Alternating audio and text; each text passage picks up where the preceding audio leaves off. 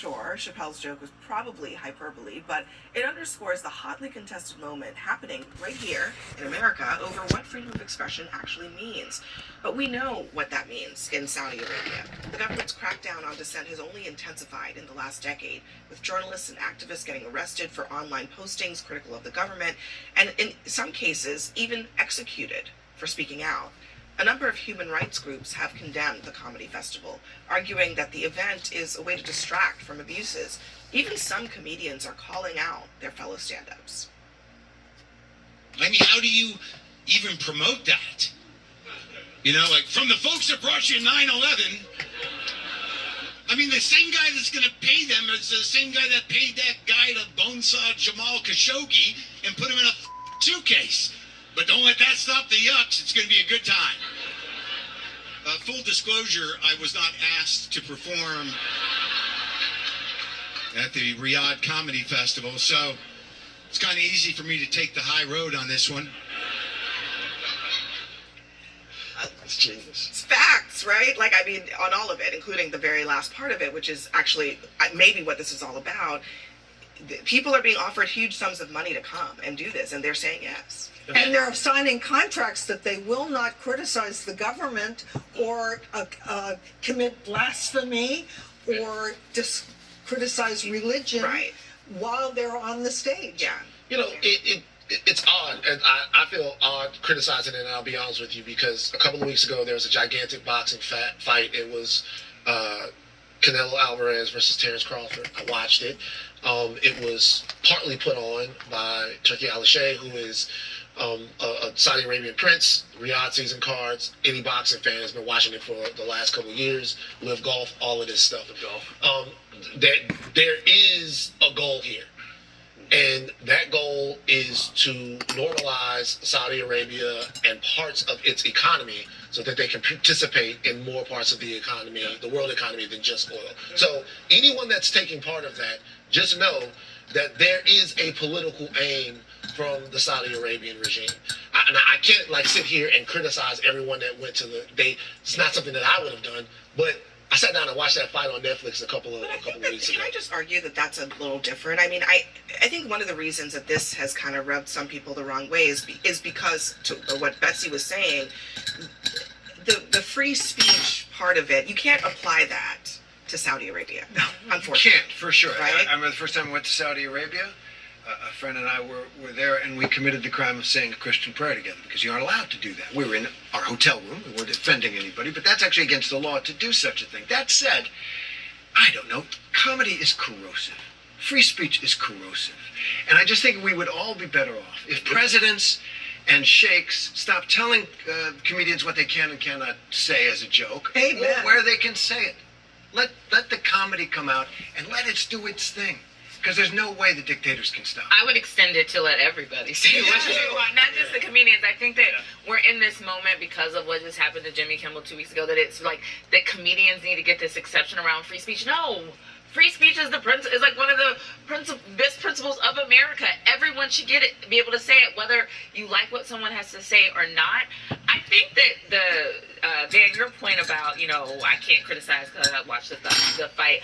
I think we live in a world right now where we all are like walking contradictions of so many things that we do in life. And we sometimes are almost a little self-righteous to the point where like I'm going to hold myself to a standard and call myself a better human or American.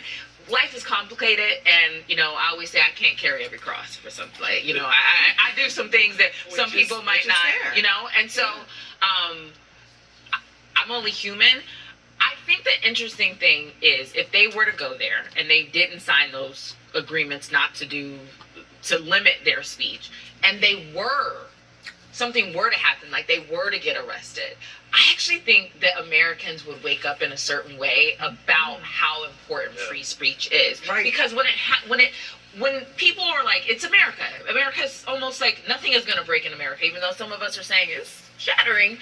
when it happens on somebody's else's land, it's easier for it to look and be like, We don't want to do that. But We don't I wanna be think that. that's the hypocrisy of it all, is that it's easy for us to condemn other people, but it's also easy for us to look the other way when there are crackdowns happening right now here in this country on Yeah. speech. Yeah, but it didn't need, I mean, laughter breaks down barriers. It does. And I think on the one hand, I get what you're saying. You know, you watch the Netflix, the box, but at the same time, isn't it neat though that Saudi Arabia is bringing in American comedians and having something to laugh at, and the barriers that might break down? And I do think there's worth in that. I do think, you know, I get it. They had to sign a waiver. Okay, it's also a cultural thing, but the fact is, we're watching a barrier get broken down, and we don't know what that barrier broken down might lead to the next barrier being broken down, and the laughter actually created a bridge that we could walk across. So I think there's something there. There's one part of it we haven't talked about, and that's the money.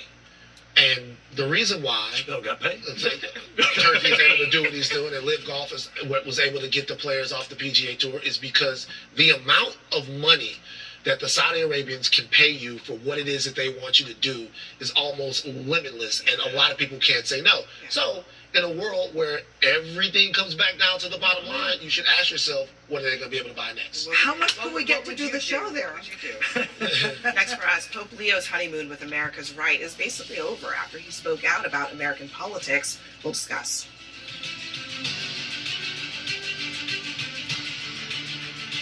My mind immediately went to At Morgan's. the Pale Rider when the guy had struck gold and the hood was offering at that time to buy everybody out. And they was talking about it and debating it on this movie. And all of a sudden one of them spoke up and said, well, we can all pack up and move. And you can, you know, be satisfied in the money that the hood is offering. But what's going to be your cost the next time towards selling your dignity? That's something that I don't think is practiced no longer in America like it at one time used to be, pertaining to dignity. And I think a lot of people get dignity and pride mixed up. Being boastful or proudful is one thing, but a person's dignity actually goes right down to the brass roots of who they are and what they believe in. And I've heard some people say, well, there's a price for everything. Not in my book, it ain't. And this is the reason why that I started preaching the message that I started preaching back 30 plus years ago, that the time is going to come back then, that's now in that era, that whatsoever a person believes in, if it's not worthwhile of dying for, it's not going to be worthwhile of living for. Period. Period. It's got to do with dignity. And if you don't have no dignity, you're going to be flip-floppy, going as quick one way as you are another. In other words, you'll sell your own soul out just so that you can come out on top in this particular world. And the thing about it is, that's not dignity. That's foolish pride is what that is. Dignity comes from within, towards who you are, what you believe in, and what you're not willing to compromise. And the fact of the matter is, the Saudi Arabians, they masterminded 9/11 and basically cut that journalist up in little bitty pieces and put him in a suitcase. And they've been getting by with it because why? Because they have become strong enough to stand on their own and buy their own little buddies, buy their own little friends. And America has given into it. Our Congress has given into it. There comes a time that money is not going to replace dignity. And whenever a person no longer has dignity, as far as I'm concerned, that person is basically wishy-washy. Kind of like a whore. Why do you think they call a whore a whore? because a whore is not faithful to the one person that she claims that she cares about or loves. And you can be a man whore just like you can be a female whore. But a whore is a whore. Somebody that would sleep around, and basically be non-committed in a personal one-on-one relationship. Kind of like a peacock. Or kind of like some other kind of animals out there. That once they make a commitment, they're involved in that commitment for a lifetime. And to a certain degree, a lot of them, after they lose their immediate lover or their companion, they'll never go back to another companion. Why? Because it's got to do with dignity. That's why. Anybody can replace anybody to a certain degree. Anything can replace anything to a certain degree. But whenever it comes to dignity, you can't replace that. Let's listen to this right here. This is interesting. Please listen.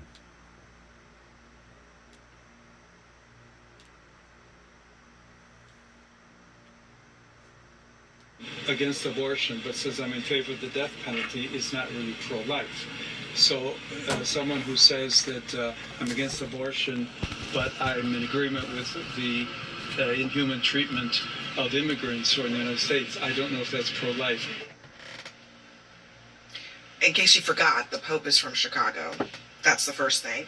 The second thing is he's really pointedly talking about American policy in a way that has already kind of upset a lot of conservatives. Here's Steve D saying he's its most important figure, obviously, but I understand what you're saying and agree that there are millions of faithful Catholics who won't follow this apostasy and haven't followed the others. But how would they know he's an apostate? By the word of God. So they're He made very clear. him. He made very clear at the end of that, church teaching is clear on this, that abortion is a grave sin, and the death penalty is reserved only for the most extreme circumstance where the society itself is in danger. What he was saying is, everybody is more than the worst thing they believe or do. That you must look at a person in their totality. And people who strut around saying, because you believe X or Y or Z, we're kicking you out of the Christian faith, or you're a less than human being, he was speaking from a position of charity. I mean, and look, putting my old church daughter hat on, the other part of what he's saying is essentially, if you believe the teachings on abortion, if you believe the teachings on those other things, you should also believe the teachings on treating other human beings as human beings. And I think that is the place where he gets at odds with American conservatives. Yeah, because I think that faith is invoked so much by conservatives that they, there is this belief in politics that Republicans have the moral high ground and are the people who live a Christian moral life, and the crazy leftists are demonic, and what that's some of the language that we hear. Well, yeah, that doesn't seem very like Christian to say, but it's I think that's the point, is that people have selective applications of their faith, and oftentimes people's politics supersede, it feels like, the faith they proclaim to have.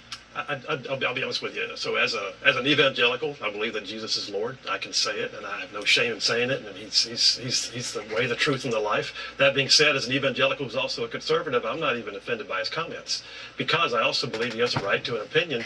I don't think it's going to affect policy. I think we're making more out of this than was really there. The truth of the matter, he's the Pope. He can have an opinion. I don't think the U.S. foreign policy is going to change, or U.S. immigration policy is going to change.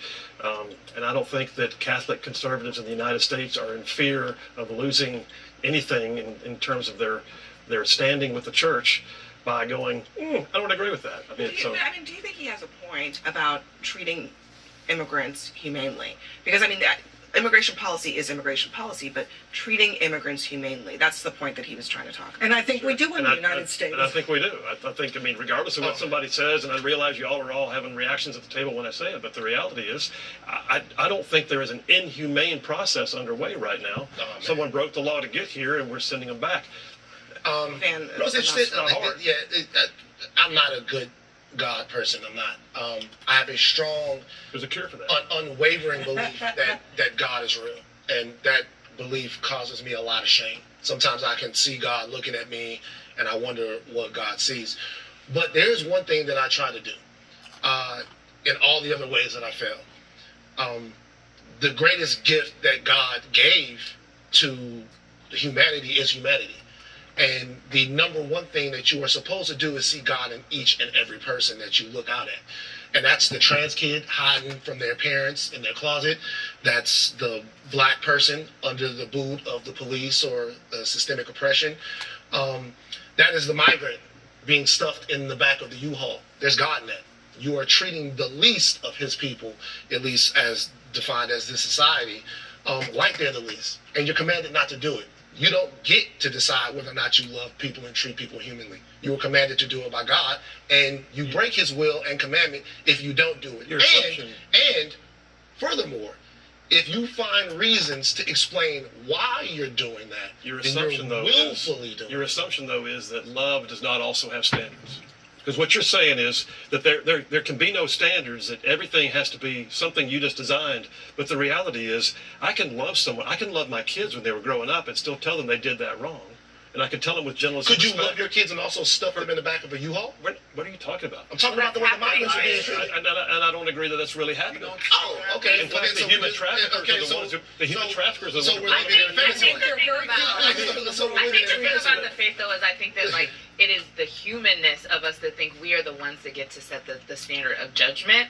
And part of our Christian faith is that we meet our Lord and Savior at Judgment Day. Right. And that you have to go before, and hopefully that you have lived a life that is love is patient, and that love is kind, and that you have treated the least of these. And Doesn't mean that we should We're have gonna a talk about lawless this for a society lot where more people are time, free to guys, break the but law. we do have to go. Thank you, panel, very much for that conversation. But when we come back, you'll give us your nightcaps, and they're going to tell us what they'd wait in line for, inspired by a big album drop tonight. But first, a quick programming note. Don't miss. I'm going to share my opinion about what they just got to talking about. It says, to love thy enemies. This is the part that wigs them out every time. And this is the part that also costed Jesus his life. Whenever they're an enemy, that automatically puts them in a different category than being a friend or a helpmeet or somebody that you have partnered up with. Whenever you're an enemy, obviously something has been said or done to cause that type of animosity. From a Christian standpoint, it's okay to despise or hate that in which what somebody has done wrong to you. Once more, you have to be able to define it in the way that obviously this person must have done something, or else you wouldn't be putting them in the category of being an enemy. At the same time, while they are your enemy, you're still supposed to love their soul and pray that maybe there's hope for them to be redeemed through Christ, and maybe their eyes will be open in just exactly how wrong that they wronged you in, and maybe they'll have a turnaround in coming back to you, if they've got any dignity at all, and saying, you know what, I was wrong about how I treated you. In other words, you can hate the treatment while at the same time love the person that is doing the treating that way. It's very easy in separating the two. And whenever it comes to do not throw your pearls before the swine, whenever it comes to shake off your feet, for it would have been better for Sodom and Gomorrah, those standards apply just as much today as what they did back whenever Jesus Christ was implementing them. And that's where the true born-again Christian gets judged. Well, if you truly forgave, how come you're this? How come you're that? Well, I did forgive. But just because I forgave doesn't make me a fool to the degree that I'm going to walk back up to that eye on that stove and I'm going to continuously put my hand on it so that it will cause pain and anguish and hurt.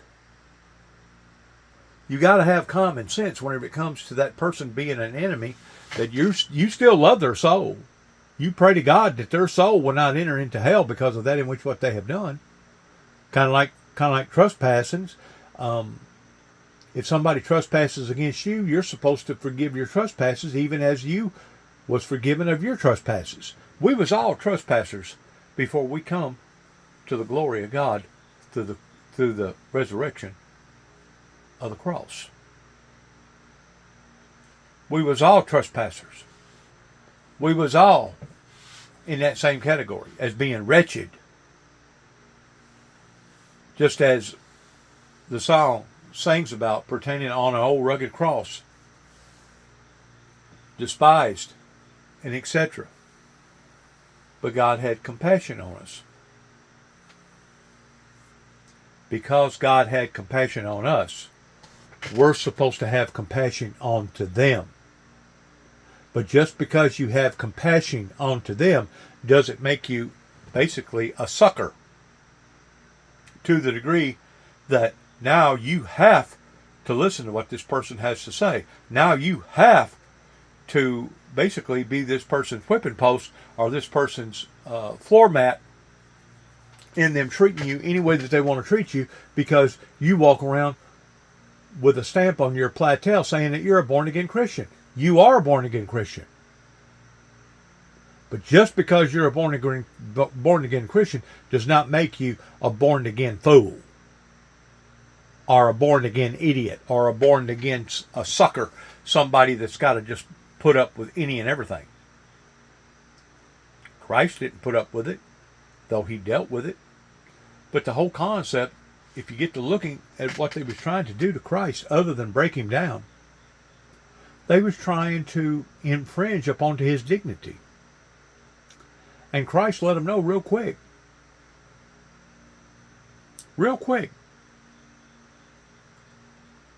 that they wasn't going to do that.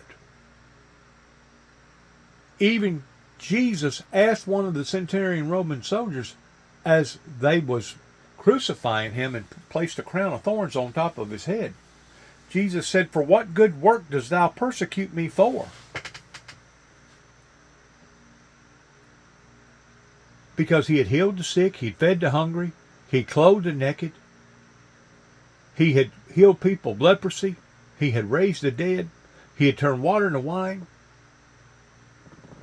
If anything, they should have been rewarding Christ.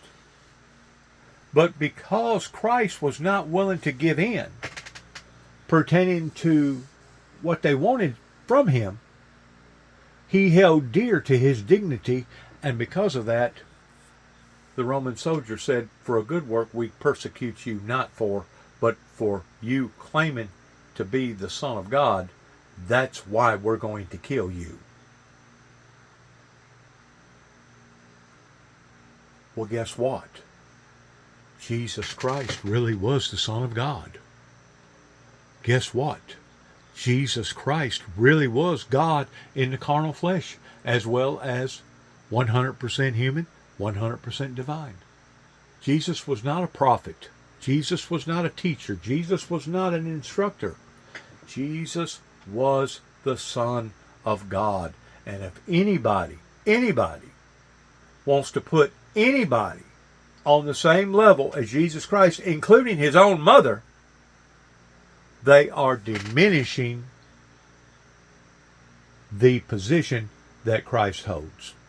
And to me, that is leaning towards blasphemy. And there's no doubt, every one of the people in the Bible, or I say every one of them that was inspired by God, was inspired by the Word of God, inspired by the living God. But just because they was inspired by God doesn't make them equal to Christ. Nobody's equal to Christ. I'm not equal to Christ. Even John the Baptist said that he was not equal to Christ. And if people say that they're equal to Christ, you need to get away from them. Because basically they're blaspheming. They're lying, they're blaspheming, and they're trying to put themselves on the same level as our Lord and Savior Jesus Christ. And Jesus said, he tried to warn us ahead of time, pertaining to the passages in the Bible, that in the last days many will come in my name, saying that I am this and I am that, and I do this and I do that. Christ said, believe them not. Believe them not, for they speak hypocrisy and lies.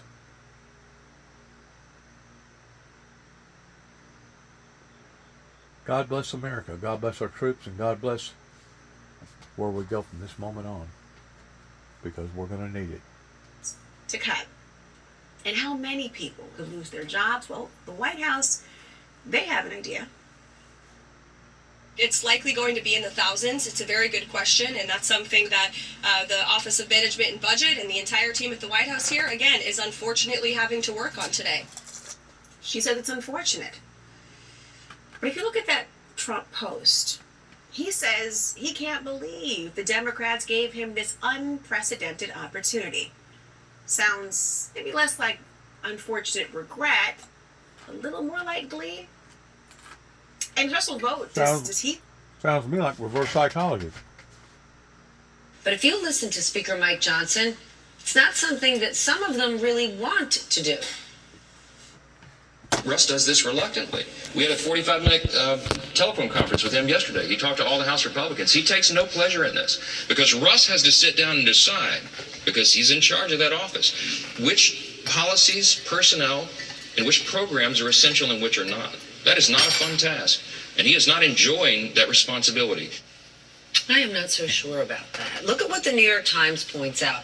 They point out that Vogt has been working on slashing the government for years and years. He has said that as a kid, he watched his parents dragged down by so-called big government. He worked for fiscally conservative senators, doing what he could to help them shrink the government. He directed budget policy for House Republicans during the Tea Party movement and has been arguing since Trump's first term that the president could block federal spending that Congress had already approved. And it all leads to this moment. Quote, his efforts are helping Mr. Trump exert authority more aggressively than any modern president and are threatening an erosion of the long-standing checks and balances in America's constitutional system. End quote. So it appears that this is the moment Russ Vogt has been waiting for. And if you don't believe me, just listen to Republican Senator Mike Lee. And make sure to swallow first, because I don't just spit out your drink. Russ Vogt, the OMB director, has been dreaming about this moment, preparing this moment since puberty.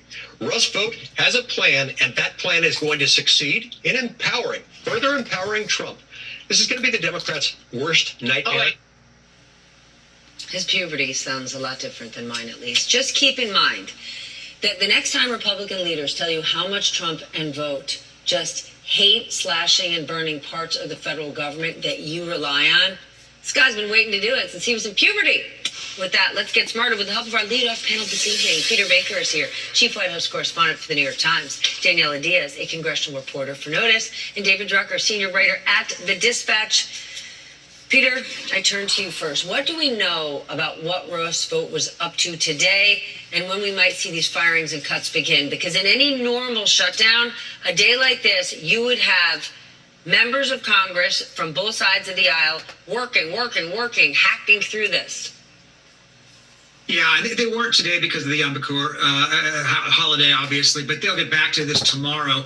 And we'll see. You know, there had been some predictions that this might not be a very long shutdown, that they could easily come to a reconciliation on this if they wanted to. The healthcare subsidies that are at issue here are pretty straightforward, but the question is whether anybody wants to make a compromise. And both sides at this point seem to think that they have a political advantage in not making a compromise to Russ's vote. In particular, obviously, the longer this goes on, the more opportunity he has to go ahead and exercise some of that power he's talking about, some of that ability to make layoffs, to slash agencies further, to go beyond what Congress has already authorized. The Democrats, on their point, say, well, then why should should we make a deal if he's going to simply ignore what Congress says in the first place? So the recipe is there for continued standoff if that's where both sides wanted to go, and I think at this point they do. Daniela, do Democrats have a plan to respond to these firings and cuts once they begin? Stephanie, I have talked to Democrats all week. Obviously, they've been speaking out against the fact that these reductions in force could possibly be implemented as soon as tomorrow.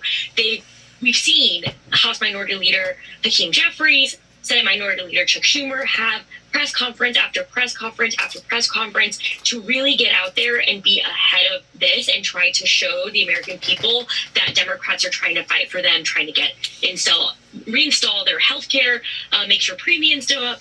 But when it comes to actually stopping what's taking place this week with the so-called reduction in force and obviously the hundreds of thousands of employees, government employees that have been furloughed, Democrats are powerless. They can try to fight for this in the courts. That's what's expected to happen, clearly.